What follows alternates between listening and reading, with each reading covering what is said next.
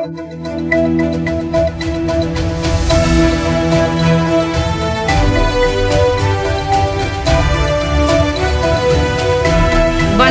சக்தி சேனலின் புதுவையின் இன்றைய நிகழ்வுகள்.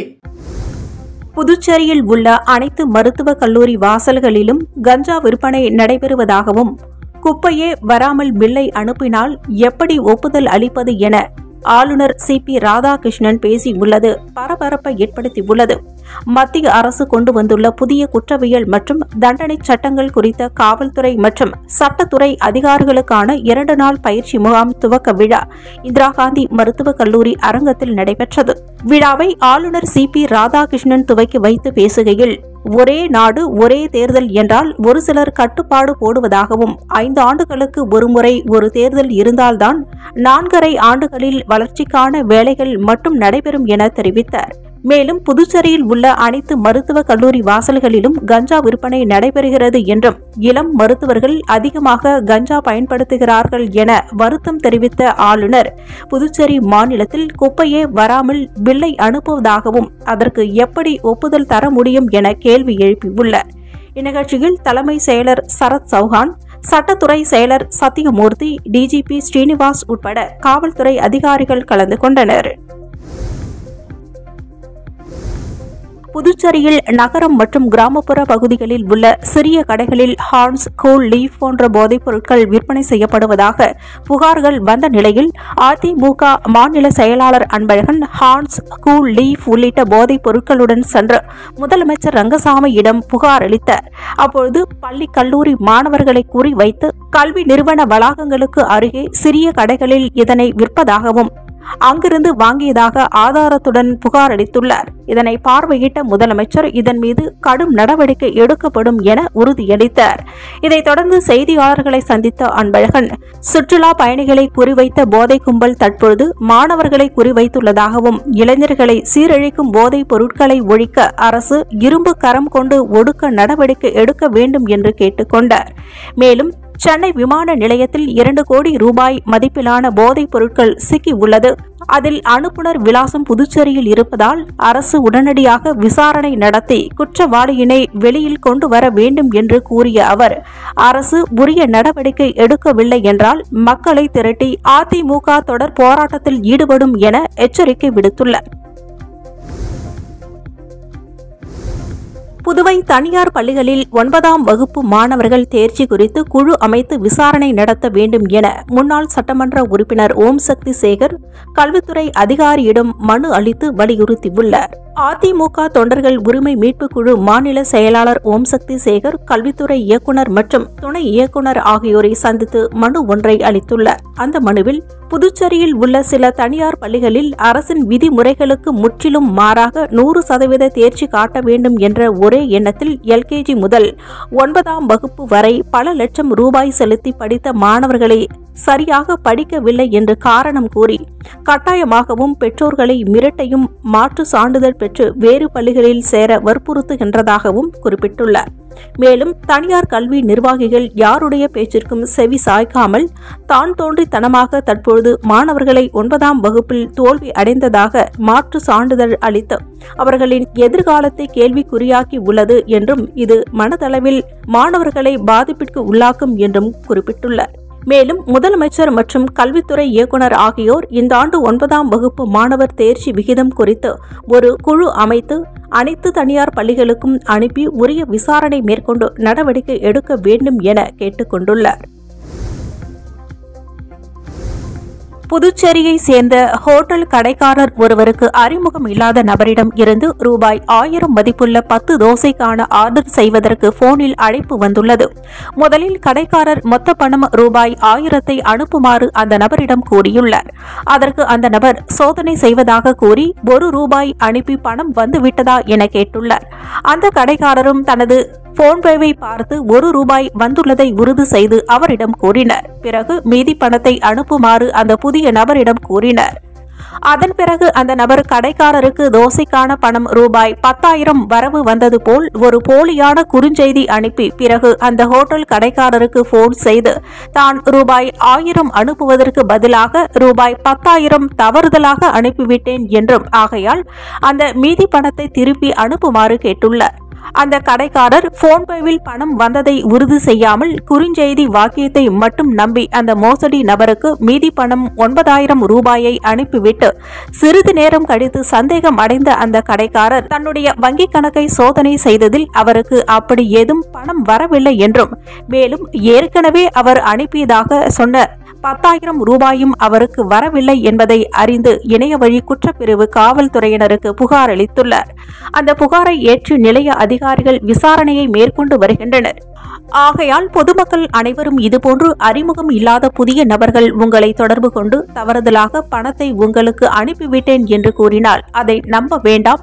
மேலும் தங்கள் வங்கிக் கணக்கில் உறுதிப்படுத்திக் கொள்ளுமாறும் கடந்த ஒரு வாரத்தில் மட்டும் இதுபோன்று 5 புகார்கள் வந்துள்ளது என்றும் இணையவழி குற்றப்பிரிவு காவல் கண்காணிப்பாளர் பாஸ்கரன் மற்றும் ஆய்வாளர்கள் தியாகராஜன், கீர்த்தி ஆகியோர்கள் பொதுமக்களுக்கு தெரிவித்துக் கொண்டுள்ளனர். மேலும் புகார் தெரிவிக்க இலவச எண் 1930 அல்லது www.cybercrime.gov.in என்ற இணையதள முகவரியிலும் புகார் தெரிவிக்கலாம் என்று கூறப்பட்டுள்ளது. புதுச்சேரியில் இரவு நேரங்களில் அறிவிக்கப்படாத மின்தடையால் பொதுமக்கள் அவதியடைந்து வருகின்றனர். புதுச்சேரியில் கடந்த ஒரு மாதமாக இரவில் திடீரென மின்சாரம் தடைபட்டு வருகிறது. மின்தடையானது இரவு 10 மணிக்கு மேல் ஆரம்பித்து அதிகாலை 5 மணி வரையிலும் விட்டு தொடர்வதாக பொதுமக்கள் கூறுகின்றனர். முதலியார்பேட்டை, கதிர்காமம் மற்றும் ஊரக பகுதிகளில் மின்தடை ஏற்படுவது வழக்கமாக உள்ளது. இதனால் இரவு நேரங்களில் பொதுமக்கள் அவதிக்குள்ளாகி வருகின்றனர். இதுகுறித்து மின்துறை அதிகாரிகள் தெரிவிக்கையில், மழை, காற்று போன்ற நேரங்களில் பாதுகாப்பிற்காக அவ்வப்போது மின்சாரம் துண்டிக்கப்படும் என்றும் புதுச்சேரியில் பராமரிப்பு போன்றவற்றால் மின்தடை ஏற்படுகிறதே தவிர தொடர்ந்து மின் விநியோகம் வழங்கப்பட்டு வருகிறது என்று தெரிவித்துள்ளனர். ஜிப்மரில் உள்ள ஜூனியர் ரெசிடென்ஸ் மாணவர்களில் சிலர் தாங்கள் துன்புறுத்தப்படுவதாக எழுப்பிய புகார் தொடர்பாக புதுச்சேரி அரசு மற்றும் ஜிப்மர் அதிகாரிகளுக்கு தேசிய பட்டியல் ஜாதிகள் ஆணையம் நோட்டீஸ் அனுப்பியுள்ளது. ஜிப்மர் ஜூனியர் ரெசிடென்ஸ் மாணவர்கள் சிலர் தங்களது 3வது முதல்நிலை படிப்பின் போது ஜாதி ரீதியிலான பாகுபாடு, உடல் ரீதியான தீங்கு உள்ளிட்ட துன்புறுத்தல்களுக்கு ஆளானதாக டீனிடம் புகார் தெரிவித்திருந்தனர். எம்டி பொது மருத்துவ தேர்வில் கடந்த 2023 டிசம்பரில் வெளியிட்ட முடிவுகளில் நடைமுறை தேர்வில் வேண்டுமென்றே தோல்வி அடையும் வகையில் பாரபட்சமாக இருந்ததாகவும் அவர்கள் குற்றச்சாட்டை முன்வைத்தனர். இந்நிலையில் மாணவர்களின் இந்த புகார்கள் தொடர்பாக விசாரணை நடத்த இருப்பதாக கடந்த வாரம் NCLC தரப்பில் தெரிவிக்கப்பட்டிருந்தது. இந்நிலையில் மாணவர்கள் எழுப்பிய இந்த புகார் தொடர்பாக உரிய விளக்கம் அளிக்க புதுச்சேரி அரசு தலைமை செயலாளர், காவல்துறை இயக்குநர் ஜெனரல், முதுநிலை காவல் கண்காணிப்பாளர், ஜிப்மர் இயக்குநர் ஆகியோருக்கு NCSC தற்போது நோட்டீஸ் அனுப்பியுள்ளது. புதுச்சேரியில் உயிரிழந்த செல்ல நாய் ரேம்போவிற்கு கண்ணீர் அஞ்சலி போஸ்டர் ஒட்டி உடலை சவப்பெட்டியில் வைத்து வீட்டிற்குள்ளேயே அடக்கம் செய்த சம்பவம் நெகிழ்ச்சியினை ஏற்படுத்தியுள்ளது. புதுச்சேரி கதிர்காமத்தைச் சேர்ந்தவர் மதி. இவர் கடந்த 2014ஆம் ஆண்டு சிறிய அளவில் நாய்க்குட்டி ஒன்றை ஆசையாக வாங்கி அதற்கு ரேம்போ என பெயர் வைத்து செல்லமாக வளர்த்து வந்தார். ரேம்போவை தனது குடும்பத்தில் ஒருவராக பார்த்து வளர்த்து வந்த மதி ரேம்போவிற்கு என்னென்ன உணவுகள் வேண்டுமோ அவற்றை எல்லாம் தேடி வாங்கி வைத்து வளர்த்து வந்தார். இந்நிலையில் கடந்த சில தினங்களுக்கு முன்பு உடல் நலம் பாதிக்கப்பட்ட ரேம்போ நேற்று திடீரென உயிரிழந்தது. ரேம்போவின் மறைவை மதியின் குடும்பத்தினரால் ஏற்றுக்கொள்ள முடியாமல் கடுமையான சோகத்திற்கு, மன வருத்தத்திற்கு தள்ளப்பட்டனர்.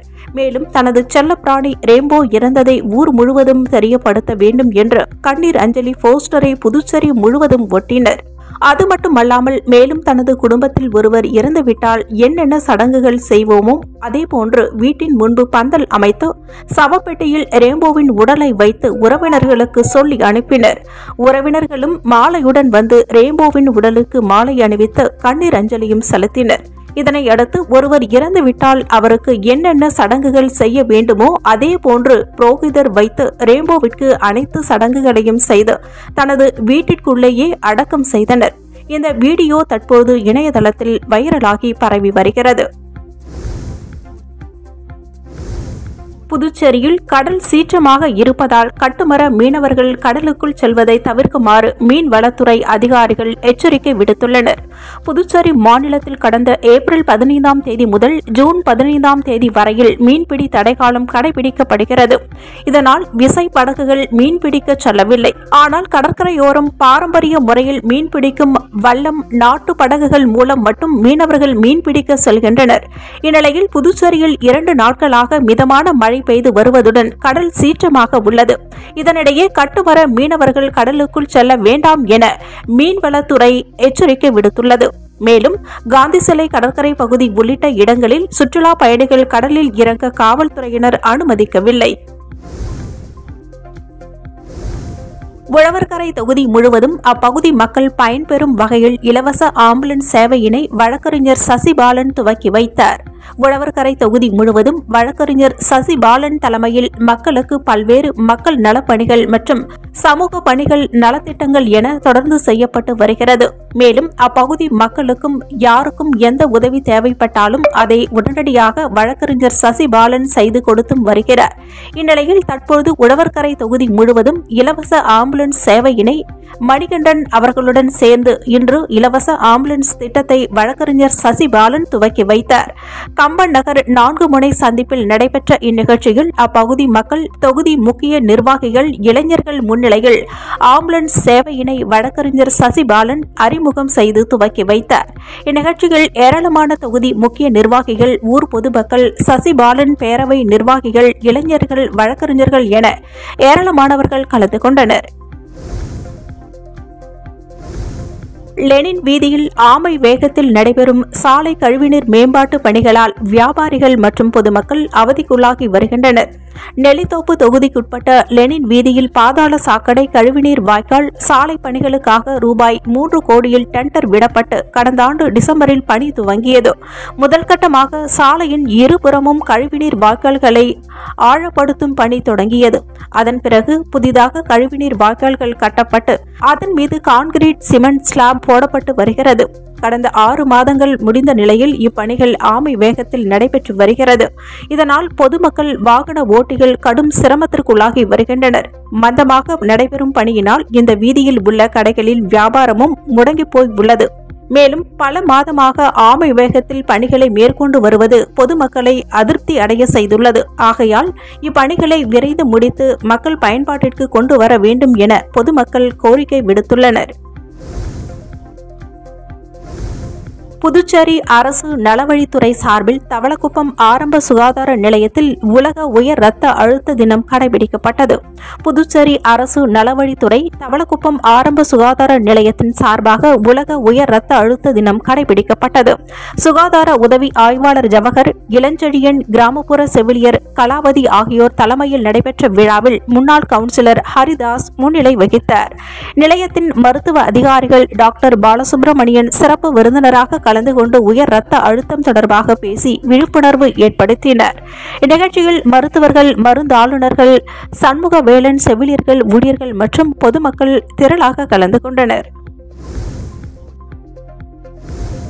புதுச்சேரி PRLC 47 சார்பில் ரோஷ்மா பல் மருத்துவமனையுடனும் அரவிந்தர் கண் மருத்துவமனையுடனும் இணைந்து இலவச பல் மற்றும் கண் சிகிச்சை முகாம் நடைபெற்றது. புதுச்சேரி PRLC 47 சார்பில் ரோஷ்மா பல் மருத்துவமனையுடனும் அரவிந்தர் கண் மருத்துவமனையுடனும் இணைந்து ஸ்வச் பாரத் துப்புரவு பணியாளர்களுக்கு இலவச பல் மற்றும் கண் சிகிச்சை முகாம், துப்புரவு பணியாளர்களுக்கும் புதுவை நகராட்சி ஊழியர்களுக்கும் தனியார் திருமண நிலையத்தில் முகாம் நடைபெற்றது. இந்த முகாமை PRLC 47 தலைவி பிரீனா ராஜேஷ், செயலாளர் மீனாட்சி தலைமையில் நடைபெற்றது. முன்னாள் சார்க்லஸ் கௌரி லட்சுமி நாராயணன் முகாமை துவக்கி வைத்தார். இந்த முகாமில் பூடா இயக்குநர் சக்திவேல், புதுவை நகராட்சி MHO டாக்டர் ஆர்த்தி மற்றும் நகராட்சி JE கிருஷ்ணமூர்த்தி ஆகியோர் கலந்து கொண்டனர். இந்த மருத்துவ முகாமில் 500க்கும் மேற்பட்டோர் கலந்து கொண்டு பயன்பெற்றனர். வெள்ளியனூர் கொம்யூன் உசுடு சட்டமன்ற தொகுதி சேதராப்பட்டு பகுதியில் அமைந்துள்ள அருள்மிகு ஸ்ரீ செங்கழு நீர் அம்மன் ஆலய பிரம்மோற்சவ உற்சவ விழா நடைபெற்று வருகிறது. 10 நாட்கள் நடைபெறும் பிரம்மோற்சவ விழாவின் முக்கிய நிகழ்வாக இன்று அம்மனுக்கு பார்ச்சாகை வார்த்தல் விழா நடைபெற்றது. இதில் திரளான பக்தர்கள் கலந்து கொண்டு அம்மனுக்கு கூழ் ஊற்றி தங்களது வேண்டுதலை நிறைவேற்றினர். இதைத் தொடர்ந்து அம்மனுக்கு மகா தீபாராதனை காண்பிக்கப்பட்டது. இந்நிகழ்ச்சியில் திரளான பொதுமக்கள் கலந்து கொண்டு சுவாமி தரிசனம் செய்தனர்.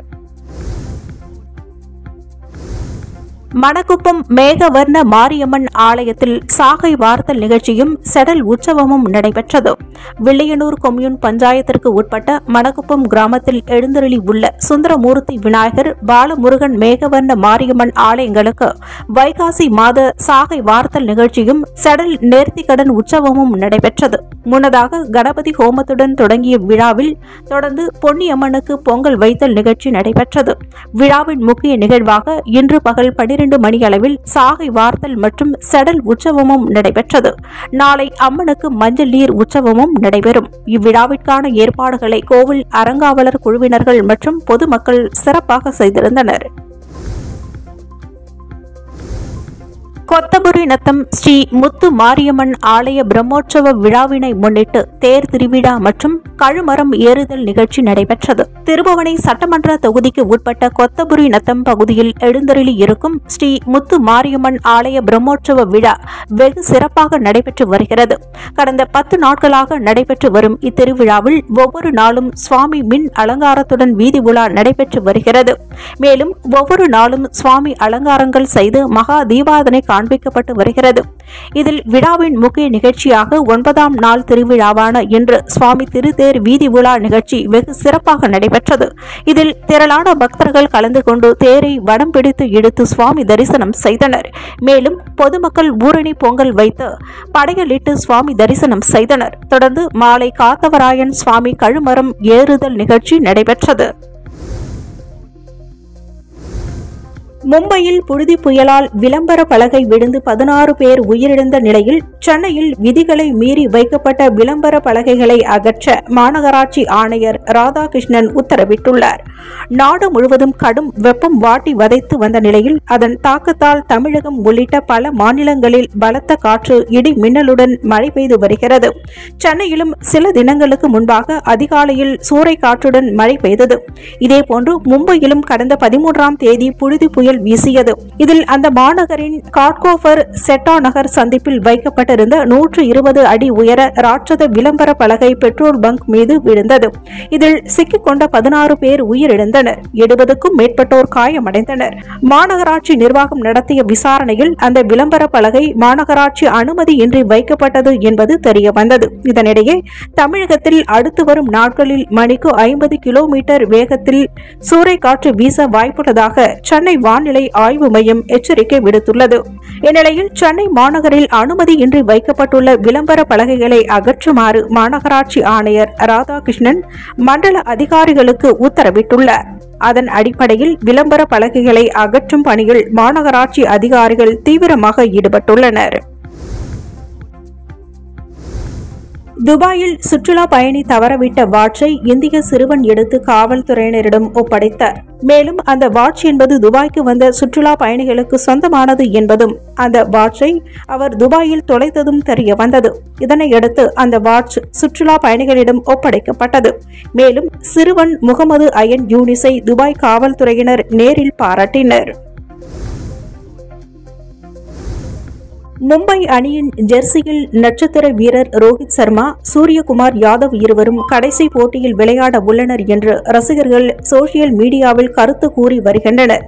IPL தொடரில் 67வது லீக் போட்டியில் லக்னோ அணியினை எதிர்த்து மும்பை அணி விளையாட உள்ளது. ஏற்கனவே லக்னோ மற்றும் மும்பை அணிகள் பிளே ஆஃப் சுற்றிற்காக வாய்ப்பை இழந்துவிட்ட நிலையில் கடைசி போட்டியில் விளையாட உள்ளன. இதனால் ஆறுதல் வெற்றிக்காக இரு அணிகளும் போராடும் என்று எதிர்பார்க்கப்படுகிறது. இந்நிலையில் ரசிகர்கள் இடையே மும்பை அணிக்காக நட்சத்திர வீரர்கள் ரோஹித் சர்மா மற்றும் சூரியகுமார் இருவரும் கடைசி முறையாக விளையாடுகின்றார்கள் என்று கருத்து நிலவி வருகிறது. ஏனென்றால் கேப்டன் சியில் இருந்து ரோஹித் சர்மாவை நீக்கியது ரோஹித் சர்மா மற்றும் சூரியகுமார் யாதவ் உள்ளிட்டோரை அதிருப்தி அடைய செய்தது. இத்துடன் சக்தி சேனலின் புதுவையின் இன்றைய நிகழ்வுகள் முடிவடைகின்றன. வணக்கம். உங்கள் சக்தி சேனலின் புதுவையின் அன்றாட நிகழ்வுகளை உடனுக்குடன் தெரிந்து கொள்ள சக்தி சேனல் புதுச்சேரி யூடியூப் சேனலை சப்ஸ்கிரைப் செய்து கொள்ளுங்கள். மறக்காமல் பெல் பட்டனையும் கிளிக் பண்ணுங்க, ஷேர் பண்ணுங்க, லைக் பண்ணுங்க. உங்கள் சக்தி சேனல்.